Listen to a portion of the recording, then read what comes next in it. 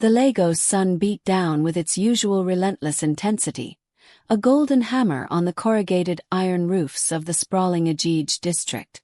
Inside the gleaming, climate-controlled sanctuary of the Zenith Corporation skyscraper, Zola hummed a low, soothing melody, a gospel tune from her childhood village of Ifite. Her mop swished rhythmically across the polished marble, chasing away the dust motes that danced in the slivers of sunlight piercing the tall windows. Each swipe was a testament to her quiet resolve, a prayer whispered for a better future. Her hands, though young, were already etched with the story of hard work, calloused from scrubbing floors and lifting heavy buckets. But within her slender frame resided a spirit as boundless as the vast African sky, a profound wellspring of empathy that the harsh realities of city life had yet to diminish. Every naira she earned, each aching muscle, was a sacrifice for her younger siblings back in Ifite, a lifeline she wove with her tireless effort and unwavering hope. Their laughter, their bright eyes, were the shimmering mirage that kept her moving through the unending cycles of dirt and grime. It was in the tranquil corporate park, a verdant oasis carved out of the city's concrete heart, that Zola first saw him. He was a fixture beneath the ancient jacaranda tree, its purple blossoms a vibrant splash against his muted, dust-worn clothes. He wasn't like the other street dwellers she occasionally encountered, their faces hardened by struggle, their eyes often devoid of hope. This man, whose name she didn't know, possessed a peculiar stillness, an almost regal bearing despite his disheveled appearance. His beard was a wild tangle, his hair a matted mess, but his eyes held a depth, a quiet intelligence that transcended his circumstances. They observed the bustling world with a piercing intensity, sometimes tinged with a profound weariness, other times alight with a childlike curiosity. He wasn't begging. He was merely existing, often sketching intently in a small, battered notebook, his brow furrowed in concentration. Zola, despite the persistent ache in her shoulders, found herself drawn to him. Her compassion was an innate part of her, a gentle force that compelled her to offer solace where she saw need. One scorching afternoon, as she passed him on her way to her next cleaning assignment, she noticed him coughing, a dry, ragged sound. Without a second thought, she reached into her worn bag and pulled out a perfectly ripe mango, sweet and fragrant, along with a small, unopened bottle of water. She placed them quietly beside him, not daring to meet his gaze directly, a small offering born of pure, unadulterated empathy. He looked up, his eyes widening slightly, a flicker of surprise, then something akin to gratitude. He merely nodded, a silent acknowledgement that spoke volumes. Zola hurried on, a warmth spreading through her chest that had nothing to do with the Lagos heat. Days bled into weeks, and these small acts of kindness became a silent ritual. A piece of bread saved from her meager lunch, a leftover sachet of instant coffee, a clean, folded newspaper she'd retrieved from a discarded pile. She never expected anything in return, not even a word. Their interactions were wordless bombs, moments of shared humanity in an otherwise impersonal world. But one cool evening, as dusk painted the sky in fiery oranges and deep purples, Zola found herself sitting on a park bench, rubbing her aching feet, her usual exhaustion heavier than ever. She watched him, hunched over his notebook, his charcoal scratching softly against the paper. Curiosity, a rare indulgence in her hard-working life, finally tugged at her. "Your drawings, they are beautiful," she murmured, the words surprising even herself in their audacity. He started, his head snapping up. For the first time, she saw the full intensity of his gaze, direct and unwavering. He had deep-set eyes, the color of rich, dark earth, fringed with long lashes. A slight flush touched his gaunt cheeks. He held out the notebook, a silent invitation. Zola took it, her fingers brushing his. A strange current, gentle but undeniable, passed between them, a fleeting spark of connection. She flipped through the pages. There were intricate sketches of the city's chaotic energy, a street hawker's determined face, the complex tangle of overhead electrical wires, the quiet dignity of an elderly woman selling groundnuts. But then she paused on a detailed rendering of the Zenith building itself, seen from an unusual, almost impossible angle, its glass facade reflecting the sky like a liquid mirror. His vision was sharper, more insightful than her own, seeing beyond the concrete and steel, into the very soul of the city. "You see things," Zola said, her voice soft with admiration. "Things others walk past without noticing." He smiled then, a slow, hesitant blossoming that transformed his face, softening the sharp angles of his cheekbones. It was a smile that held a hidden sadness, a fleeting glimpse of a deeper truth.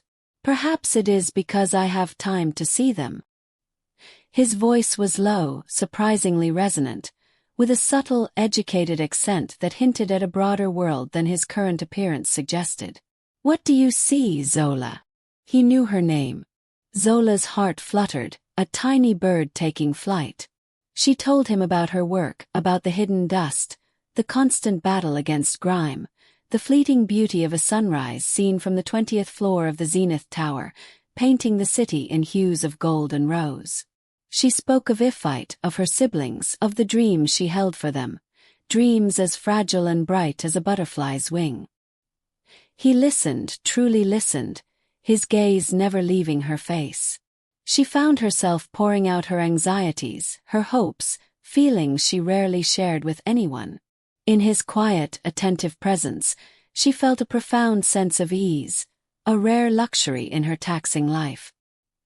He offered no advice, no pity, just unwavering attention, a silent understanding that transcended their different worlds. He introduced himself simply as Kwame. No last name, no grand pronouncements, just Kwame. He spoke of the city too, but in general terms, abstract observations about its relentless growth, its daunting challenges, its boundless potential. He never spoke of his past, nor did Zola press him. She respected his unspoken boundaries, happy to simply share the present moment, to find a human connection amidst the indifferent concrete jungle.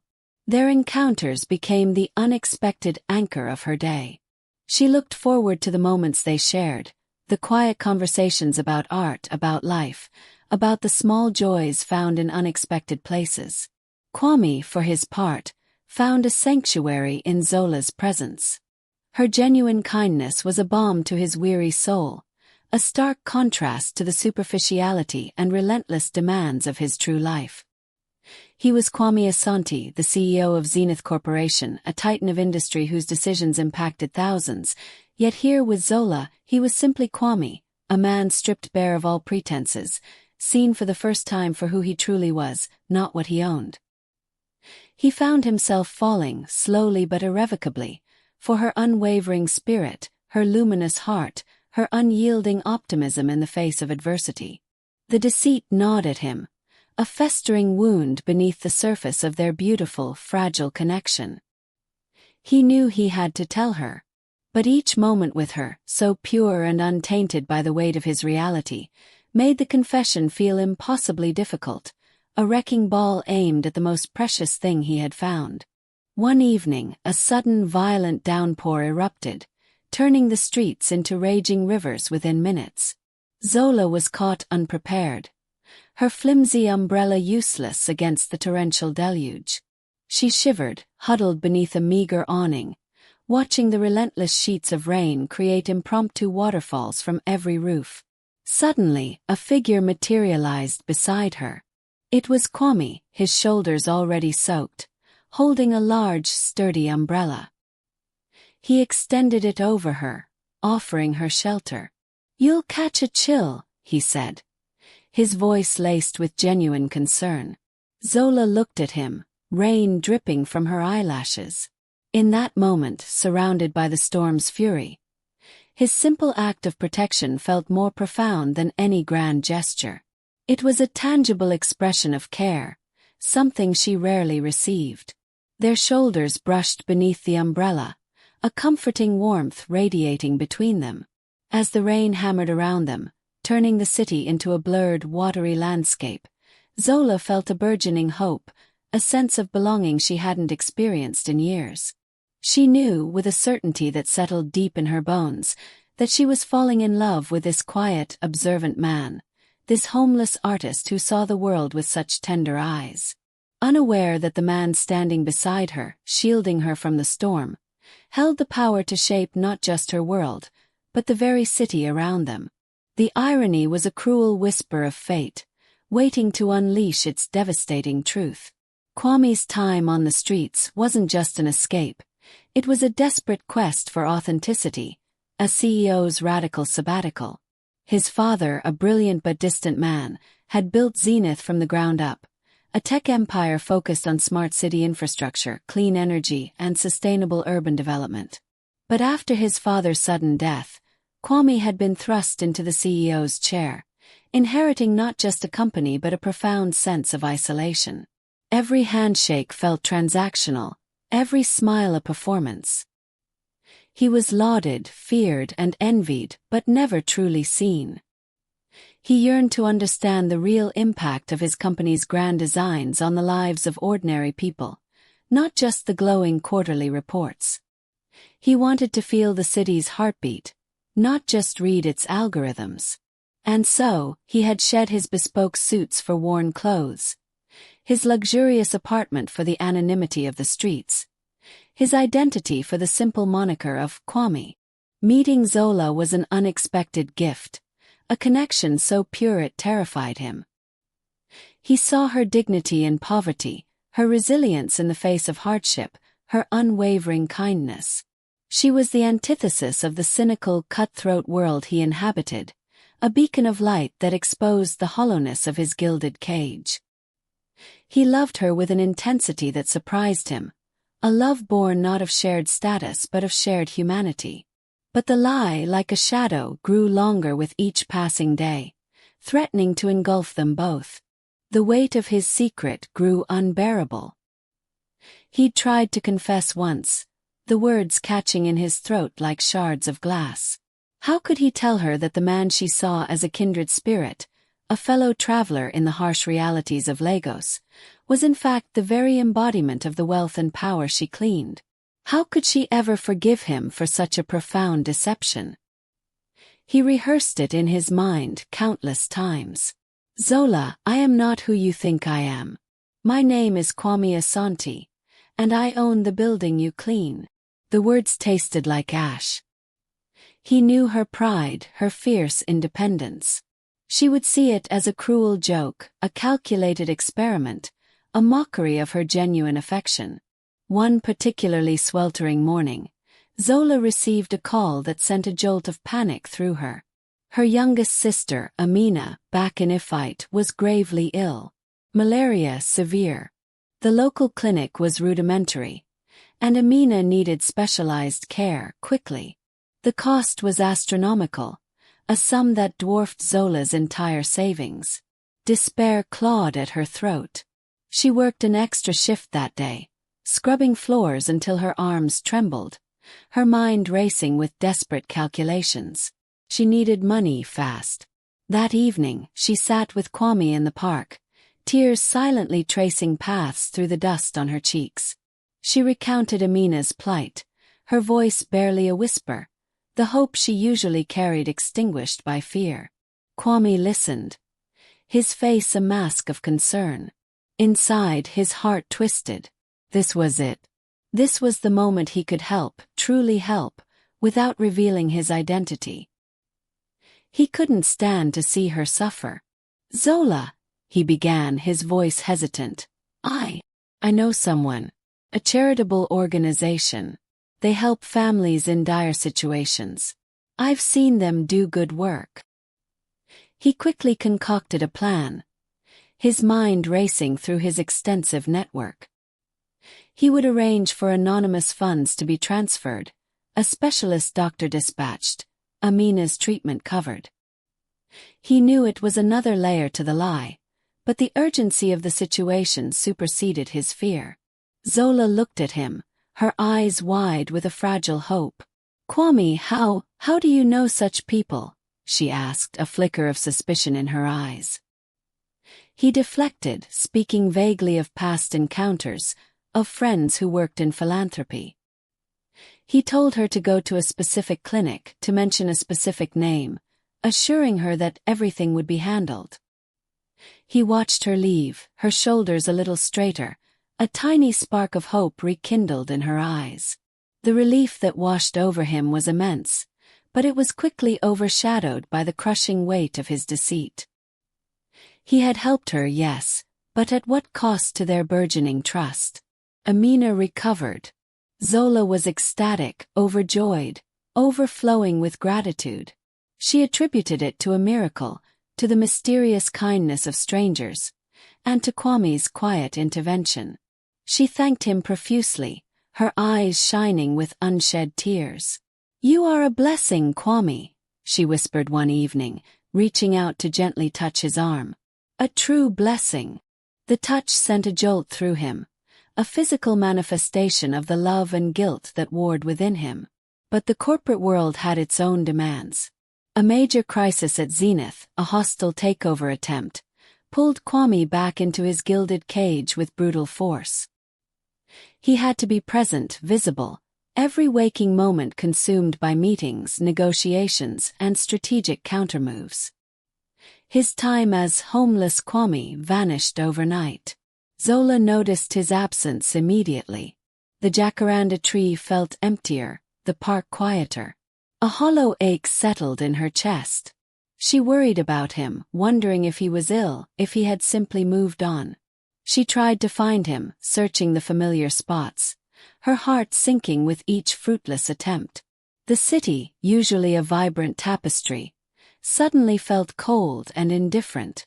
She missed his quiet presence, his thoughtful observations, the way he looked at her as if she was the only person in the world. The day of the Zenith Corporation's annual general meeting arrived, a grand affair where Kwame would address shareholders, showcasing the company's triumphs and future vision. Zola, assigned to the executive floor, was busy polishing the trophy cases, each gleaming award a symbol of the immense power held within these walls. The lobby below buzzed with the arrival of sleek cars, the flash of cameras, the murmur of important voices. She overheard snippets of conversation, words like billionaire, visionary, Kwame Asante. The name was a familiar hum, a background noise in the corporate symphony she cleaned every day. She heard a ripple of anticipation as the grand doors to the main auditorium opened. A voice, amplified, strong and commanding, filled the vast space. It was giving a speech. Zola paused, her cloth stilling on the polished surface of a glass trophy. There was something about that voice, a familiar resonance that tugged at a distant memory. Slowly, reluctantly, she moved towards the large screen in the executive lounge, where the proceedings were being broadcast live. And then she saw him. He stood on the brightly lit stage, impeccably dressed in a tailored suit, his hair neatly cut, his beard trimmed to perfection. He exuded an aura of immense power and authority, his gaze sweeping over the audience with a calm confidence. He was gesturing, passionately explaining a new initiative for sustainable urban development in West Africa. The camera zoomed in on his face, highlighting the subtle scar above his left eyebrow, a faint, almost imperceptible line she'd noticed once when they'd shared a quiet conversation about the jagged edges of city life. Her breath hitched. The mop clattered to the floor, forgotten. The glass trophy in her hand felt suddenly heavy, alien. The man on the screen, the billionaire CEO Kwame Asante, was her Kwame. The homeless man, the artist, the quiet confidant, the man who had shielded her from the rain, the man she had fallen in love with, was the owner of the very building she cleaned. The revelation hit her with the force of a physical blow, a tsunami of disbelief, confusion, and then a searing white-hot betrayal. Every shared glance, every soft word, every act of kindness, every silent connection, it all twisted into a grotesque parody. Had it all been a cruel joke?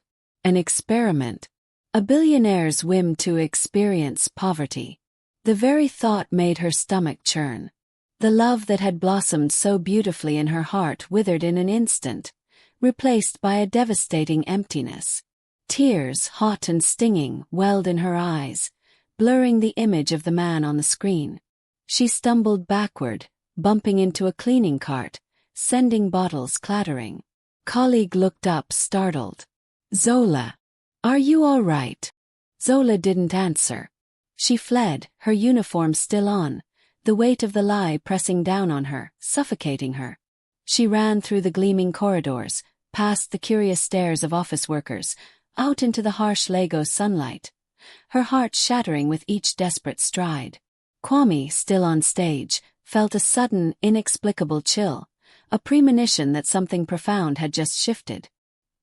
He finished his speech, the applause a distant roar, his mind suddenly elsewhere. He felt an urgent pull, a need to find Zola, to confess before the truth found its way to her from another, more brutal source. But he was too late. The next few days were a blur of agony for Zola.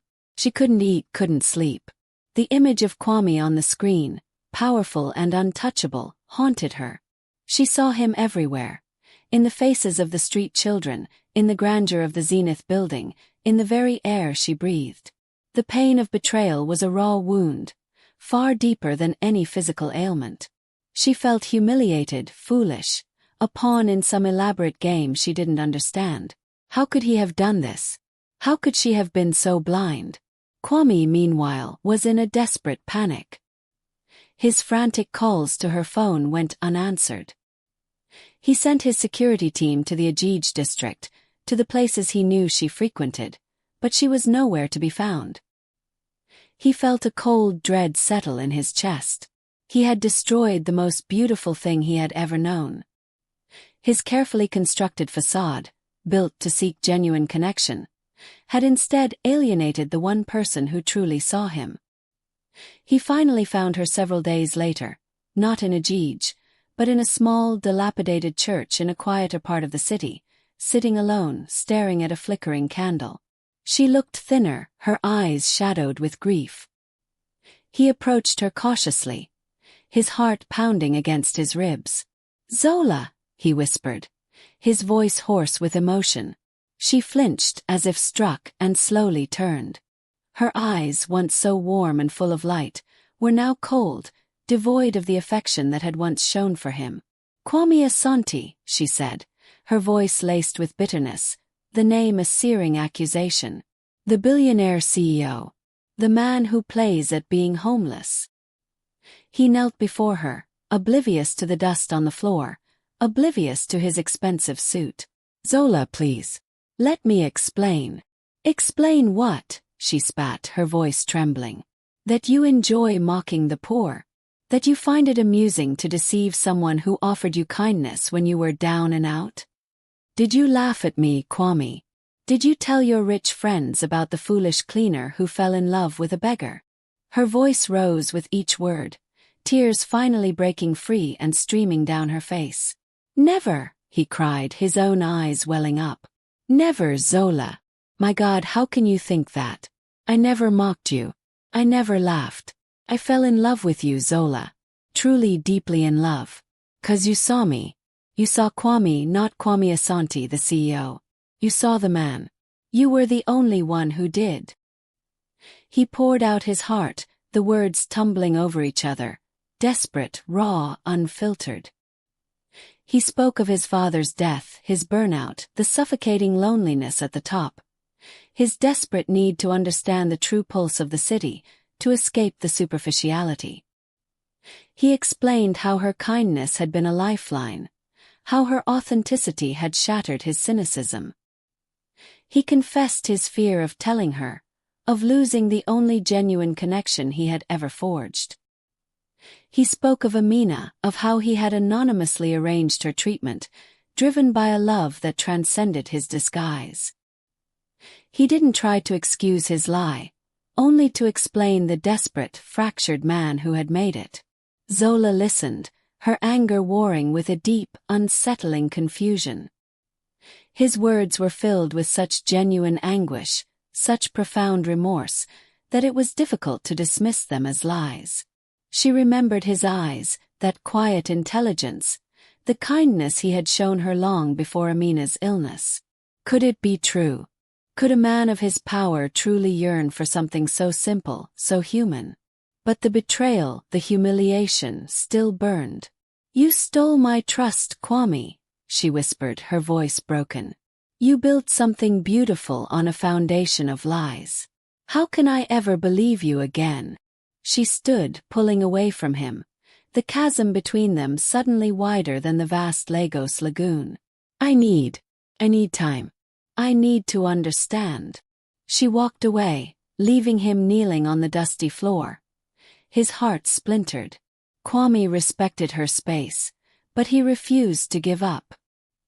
He knew that words alone wouldn't be enough. He had to show her through actions that his love was real, and his intentions were pure.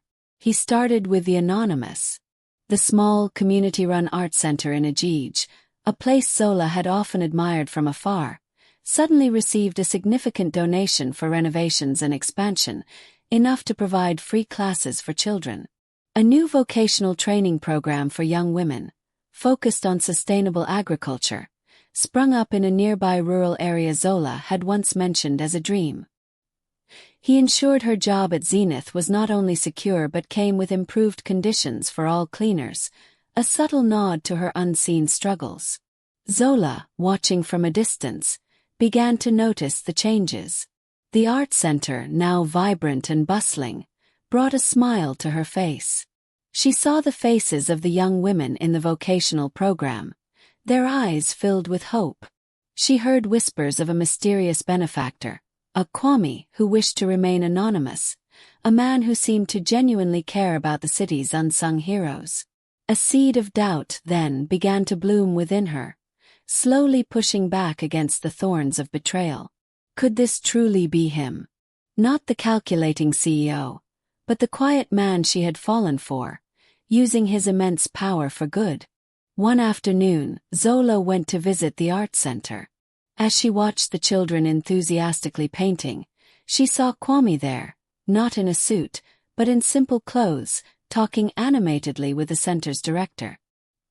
He was laughing, a sound she hadn't heard from him in a long time, a genuine, joyful sound. He noticed her then, his eyes locking with hers. The casual smile faded, replaced by a look of deep longing and vulnerability.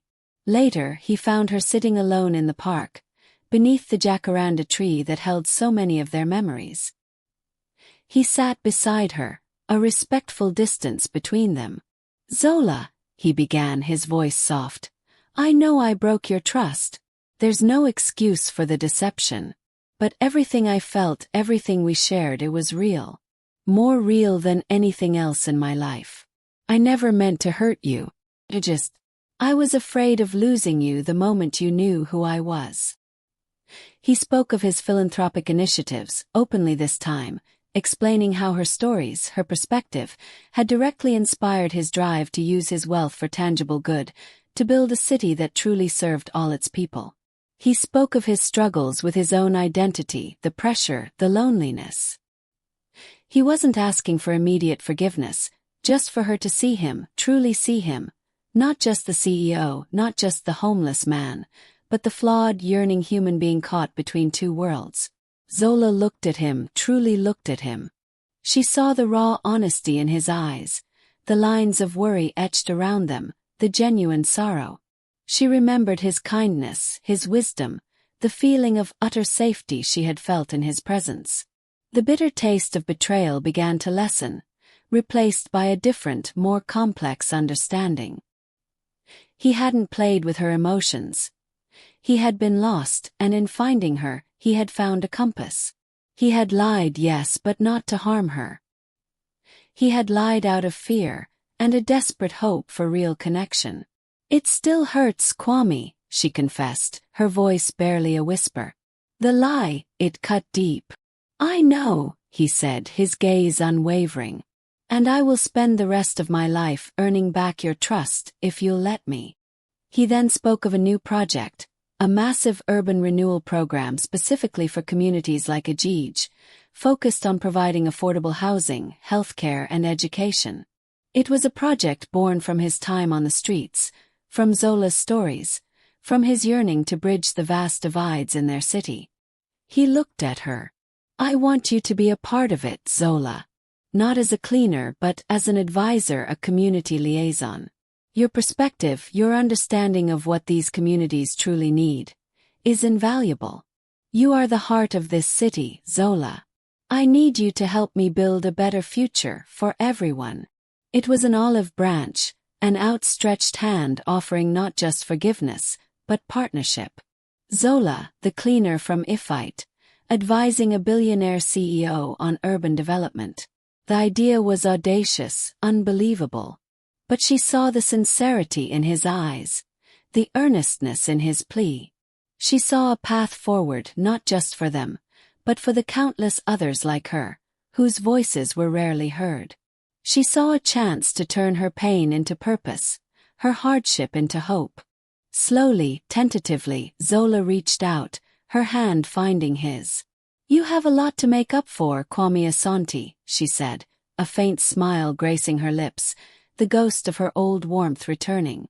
"But perhaps we can try." Their journey was not without its challenges. Trust, once broken, takes time to mend, brick by painstaking brick. But their love, forged in the crucible of deception and reconciliation, emerged stronger, deeper. Zola didn't stop being Zola.